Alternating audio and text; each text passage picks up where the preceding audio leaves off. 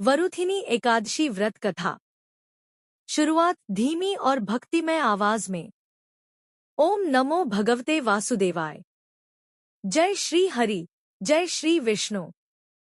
वैशाख कृष्ण पक्ष की एकादशी को वरुथिनी एकादशी कहा जाता है। यह व्रत सभी पापों को नष्ट करने वाला और सुख समृद्धि देने वाला माना गया है। कथा प्रारंभ।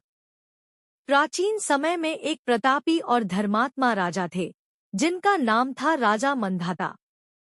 वे अपने राज्य में बहुत न्यायप्रिय और प्रजा के हित में काम करने वाले थे।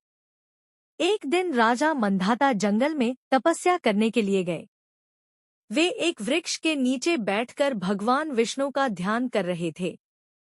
तभी अचानक एक भयानक भालू वहां आ गया। भालू ने राजा के पैर को पकड़ लिया और उन्हें खाने लगा।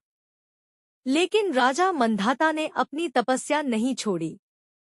वे शांत मन से भगवान का स्मरण करते रहे। भगवान की कृपा। राजा की भक्ति देखकर भगवान विष्णु अत्यंत प्रसन्न हुए। उन्होंने अपने सुदर्शन चक्र से उस भालू का वध कर दिया और राजा को बचा लिया। लेकिन तब तक राजा का एक पैर बुरी तरह घायल हो चुका था। राजा बहुत दुखी हुए और भगवान से प्रार्थना करने लगे। भगवान विष्णु प्रकट हुए और बोले, हे राजन, तुमने पूर्व जन्म में कुछ पाप किए थे, उसी का यह फल है। लेकिन यदि तुम वरुथिनी एकादशी का व्रत श्रद्धा से करोगे, तो तुम्हारे सभी पाप नष्ट हो जाएंगे और तुम्हारा शरीर फिर से पूर्ण हो जाएगा। व्रत का प्रभाव। राजा मंधाता ने भगवान के बताए अनुसार वरुथिनी एकादशी का व्रत किया। उन्होंने पूरी श्रद्धा और नियम से भगवान विष्णु की पूजा की। व्रत के प्रभाव से उनका शरीर पहले जैसा स्वस्थ हो गया और उन्हें मोक्ष की प्राप्ति हुई। व्रत का महत्व। इस एकादशी का व्रत करने से सभी पाप नष्ट होते हैं, धन, सुख और समृद्धि मिलती है, दुर्भाग्य दूर होता है और अंत में मोक्ष की प्राप्ति होती है।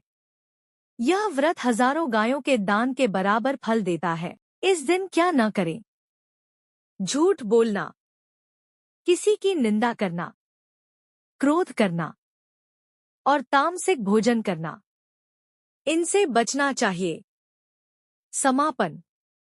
जो भी भक्त सच्चे मन से इस व्रत को करता है और कथा सुनता है, उस पर भगवान विष्णु की कृपा सदैव बनी रहती है।